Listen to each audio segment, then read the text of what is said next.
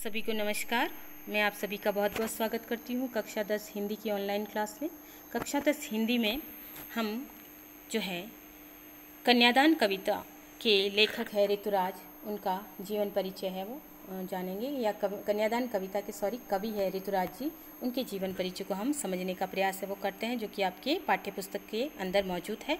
तो उनका सामान्य परिचय हम जानते हैं कि ऋतुराज जी हिंदी साहित्य के एक जनवादी कवि माने जाते हैं और उनका जन्म है 1940 ईस्वी में राजस्थान के भरतपुर जनपद में हुआ था, यानी भरतपुर में ये जन्मे थे, भरतपुर जिला। और वहीं से उन्होंने अपनी प्रारंभिक शिक्षा प्राप्त की थी और तत्पश्चात उन्होंने राजस्थान विश्वविद्यालय में से अंग्रेजी में, जयपुर से उन्होंने अंग्रेजी में एमए किया और परीक्षा उत्तीर्ण की और उन्होंने 40 साल तक अध्यापन का कार्य है वो किया। सेवानिवृत्त होने के पश्चात अब वे जयपुर में ही रहते हैं और कविवर ऋतुराज को सोमदत्त परिमल सम्मान, मीरा पुरस्कार, पहल सम्मान तथा बिहारी पुरस्कार आदि पुरस्कारों से भी उनको सम्मानित किया जा चुका है। इनकी साहित्यिक रचनाओं को अगर हम देखें तो इनकी साहित्यिक रचनाओं में इनके 8 काव्य संग्रह प्रकाशित हो चुके हैं। इनमें से कुछ प्रमुख है, जैसे एक मरण धर्मा और अन्य, पुल और पानी और सूरत निरत और लीला मुखारविंद इनकी प्रमुख साहित्यिक रचनाएं हैं जो कि ऋतुराज जी के द्वारा लिखी गई है। इनकी साहित्य की विशेषताएं अगर देखें तो यूँ तो ऋतुराज जी ने अपनी कविताओं में लोक जीवन तथा परिवेश से संबंधित समस्याओं को उठाया है कि उन्होंने जो समाज में जो देखा उसी को उन्होंने बताने का प्रयास किया, लेकिन वे मूलतः उपेक्षितों, पीड़ितों और शोषितों के कवि माने जाते। उन्होंने जो समाज में जो परिस्थितियां देखी थी, उन्होंने पीड़ित वर्ग को देखा था, शोषित वर्ग को देखा था, उपेक्षित यानी जिनको उपेक्षा का सामना करना पड़ा, तो ऐसे वर्ग जिसे हाशिए पर कह सकते हैं, उन लोगों को उन्होंने समझने का प्रयास किया और उनकी पीड़ा को उन्होंने अपने काव्य या लेखन के माध्यम से हमारे सामने लाया। कवि ने समाज के असहाय तथा अभावग्रस्त लोगों की व्यथा को वाणी प्रदान की, यानी ऐसे लोग जिनका शोषण होता था, जिनको अभाव में जीना पड़ता था, उन लोगों को उन्होंने जो है अपने काव्य या लेखन के माध्यम से हमारे सामने उनके यथार्थ को प्रस्तुत किया। उन्होंने नारी जीवन की लाचारी और उसकी शोषित स्थिति का यथार्थ वर्णन भी किया है। तो ये हम कविता के माध्यम से देख सकते हैं। जो कन्यादान कविता है उसमें पूरा यथार्थ है, एक छोटी सी कविता के माध्यम से उन्होंने समझाने का प्रयास है वो किया है।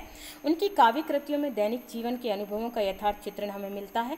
उन्होंने शोषण से बचने के कई सुझाव भी दिए हैं। इस दृष्टि से कन्यादान एक अत्यंत उल्लेखनीय कविता जानी जा सकती है कि इसके अंदर कन्यादान करते समय माँ एक आदर्श माँ अपनी बेटी को एक परंपरावादी सीख नहीं देती, बल्कि एक आदर्श माँ, आधुनिक माँ अपनी बेटी को क्या सीख देती है, वो इस कन्यादान कविता के माध्यम से हम समझ सकते हैं कि किस प्रकार से एक सही माँ अपनी बेटी को उन पुरानी परंपराओं, उन पुराने ढर्रों को मानने की बात नहीं करती, बल्कि समय और परिस्थितियों के अनुसार अपने आप को ढालना और कन्या जैसा होकर भी अपने अस्तित्व, अपने वजूद के लिए लड़ना और शोषण का शिकार नहीं होने की बात अपनी एक माँ अपनी बेटी को कहती है। तो इस मामले में ऋतुराज जी की ये कन्यादान कविता है वो काफ़ी सीख देने वाली है। हर स्त्री के लिए, हर लड़की के लिए ये कविता है वो प्रेरणादायी कही जा सकती है।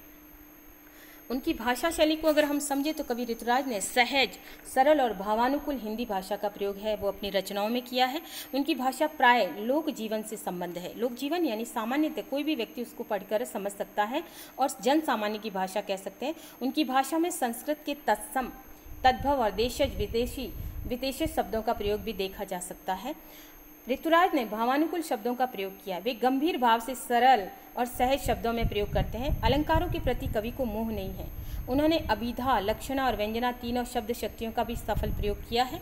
उनकी काव्य रचनाओं में श्रृंगार आप ऐसे लिखें, उनकी काव्य रचनाओं में श्रृंगार और करुण रसों का सफल प्रयोग देखा जा सकता है। या वरुण है तो यहाँ पर आप करुण कर लें। करुण यानी थोड़ा सा अंदर को करुणा को जगाने वाला।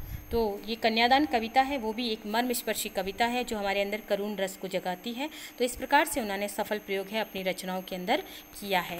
तो ये था सहज कवि ऋतुराज के बारे में जीवन परिचय और आपके लिए उपयोगी रहेगा। धन्यवाद।